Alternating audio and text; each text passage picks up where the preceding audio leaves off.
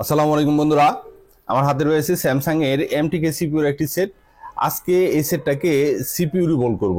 তো একটা running set CPU রিভল করার পরে শেষ পর্যন্ত আবার এটা রান থাকে, এই জিনিসটাই আজকে আমার লাইভ ক্লাসের ভিতরে স্টুডেন্টদেরকে দেখানোর চেষ্টা করব।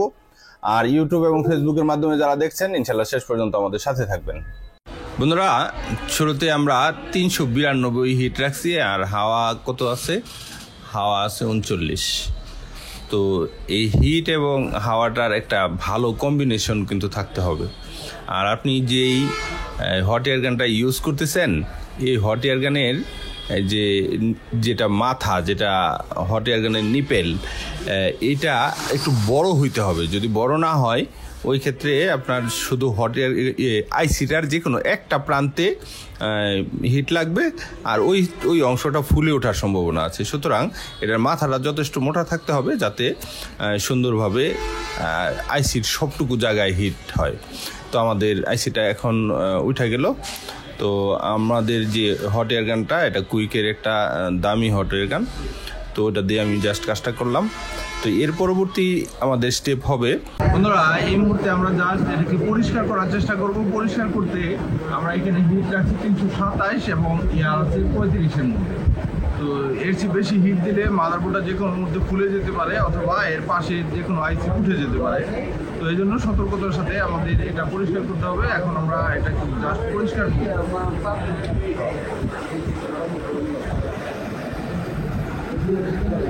তো বন্ধুরা, এই মুহূর্তে আমি পরিষ্কারের জন্য প্রস্তুতি নিচ্ছি। আর এইখানে আমাদের যে নাইফটা আছে, নাইফটা দ্বারা ধীরে ধীরে ঘর্ষণ করতে হবে। তো এখানে একটা জিনিস লক্ষ্য রাখতে হবে, যদি হিট কম হয় আর আমরা জোরে ঘর্ষণ করি, তাহলে এখান থেকে প্রিন্ট ছিঁড়ে মাদারবোর্ড থেকে উঠে যাবে। তো এই ক্ষেত্রে আমাদেরকে খুব ধীরে ধীরে এটা পরিষ্কারটা করতে হবে, যাতে এই মাদারবোর্ডের কোনো প্রকার প্রিন্ট না উঠে যায়। বন্ধুরা, যারা নতুন তাদের জন্য বলছি যে মাঝে দেয়া দেখা যায় যে দুইটা প্রিন্ট প্রায় এক হয়ে আছে। এইখানে যেই সমস্যাগুলো হয় সেটা হলো যে অনেক সময় নেগেটিভ পিন থাকে পাশাপাশি দুইটা, ওইগুলো অনেক সময় একসাথে হয়ে যায়। তো এটা কোনো সমস্যা হয় না। এটা খুব বেশি যদি একত্রিত হয়ে যায়, ওই ক্ষেত্রে আপনি একটু গ্লু ব্যবহার করতে পারেন, ইউবি গ্লু। আর যদি ইউবি গ্লু প্রয়োজন না মনে করেন, তাহলে এমনি বসায় দিলে হবে। আমি অবশ্য কোনো প্রকার ইউবি গ্লুটো এখানে ব্যবহার করব না, যদিও আমরা দেখছি যে এখানে দুইটা প্রায় এক হয়ে গেছে। তো বন্ধুরা, আমাদের সতর্কতার সাথে এগুলো পরিষ্কার করতে হবে। নিখুঁত নির্ভেজালভাবে যদি আমরা পরিষ্কারটা না করি, তাহলে আমরা দেখতে পাবো যে এই সামান্য একটু গ্লু যদি পিনের নিচে থাকা যায়, ওই ক্ষেত্রে সমস্যা হইতে পারে যে আমরা যখন আইসিটা লাগাবো তখন ওই পিনটা আর কানেকশন হবে না আইসির সাথে। আর ওটা যদি ওই মুহূর্তে কানেকশন না হয়, তাহলে আমাদের যে সমস্যাটা হবে, এই আইসিটা লাগানোর পরেও সেটটা ওপেন হবে না। তো আমরা এটা সুন্দরভাবে পরিষ্কার করা কমপ্লিট। এখন জাস্ট একটু ওয়াশ করবো নিখুঁতভাবে। বন্ধুরা, এই মুহূর্তে আমরা আইসিটা পরিষ্কার করতে আসছি।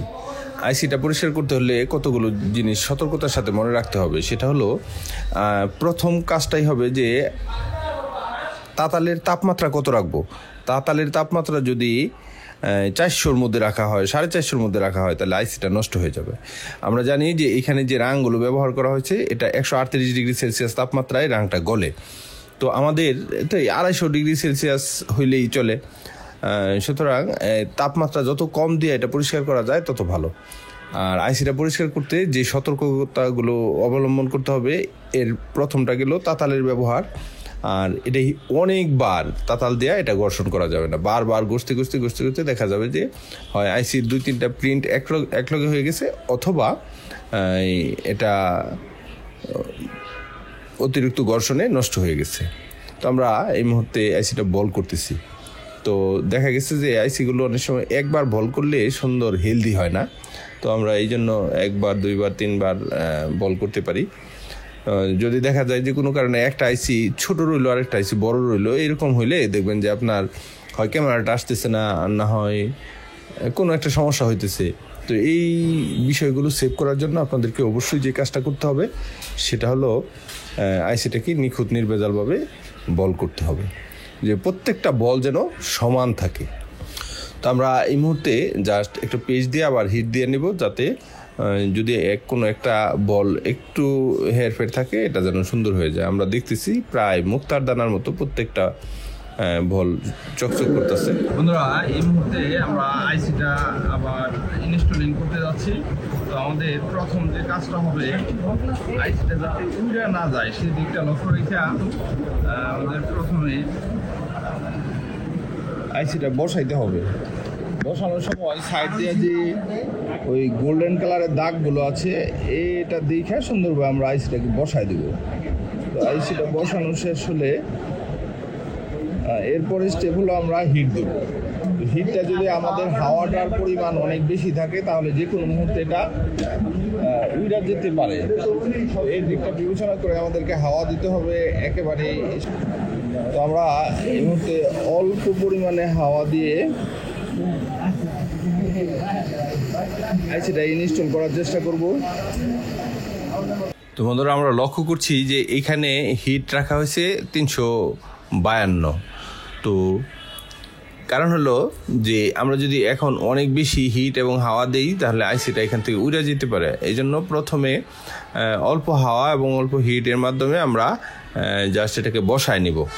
তো এটা বসায় নেওয়ার পরে যখন বুঝতে পারবো যে আইসিটা বসে গেছে, আমরা একটু ভালো করে নিখুঁতভাবে যদি লক্ষ্য করি আইসিটা যখন বসে যাবে তখন সামান্য হলেও একটু নড়বে। তো মানে প্রত্যেকটা দাঁত যখন কামড় দা ধরবে তখন এটা হালকা একটু নড়বে। তো যখন এটা নড়বে তখন আমরা বুঝতে পারবো যে সে সঠিকভাবে বসে গেছে। এরপরে আমরা একটু হিট বাড়ায় দিয়া হাওয়াটাও বাড়াবো, হিটটাও বাড়াবো। বাড়ানোর পরে আমরা জাস্ট এটা হিট দিয়ে আইসিটা বসায় দেবো। তো আমাদের এই মুহূর্তে 400 রাখছি হিট আর হাওয়াটা রাখছি 40-এর মধ্যে। তো আপনারা আপনাদের হট এয়ার গান অনুযায়ী বসাবেন, সব হট এয়ার গান তো একরকম হয় না। তো ওই সুবাদে আমরা এই মুহূর্তে ফাইনালি হিট দিচ্ছি, যে হিটের মাধ্যমে আইসিটাকে একেবারে সুন্দরভাবে বসায় দেব। আমরা আইসিটা বসে গেছে এইটা কিভাবে দেখি যে অল্প এই পেস্ট দিছিলাম আমরা, চারদিক দিয়ে পেস্টটা কেমন জানি উতরাইতেছে। তো এগুলো দেখে আমরা বুঝতে পারবো যে আমাদের আইসিটা লাগানো কমপ্লিট। বন্ধুরা, এইভাবে সর্বোচ্চ 1 মিনিট হিট দেওয়া যাবে, তার চেয়ে বেশি দিলে বুট ফুলে যাবে। আমাদের কাজটা কমপ্লিট। আমরা এই মুহূর্তে সেটটাকে বন্ধুরা আমাদের কাজটা কমপ্লিট।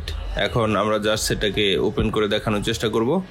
তো আমাদের সেটটা ওপেন হচ্ছে, আর ওপেন হইতে সেটটা একটু সময় নেয়, আমরা সেই জন্য একটু সময় দিব।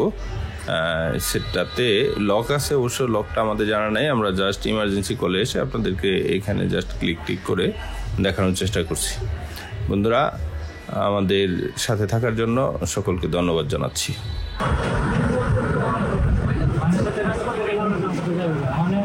নতুন বাটন লাগাই দিছি।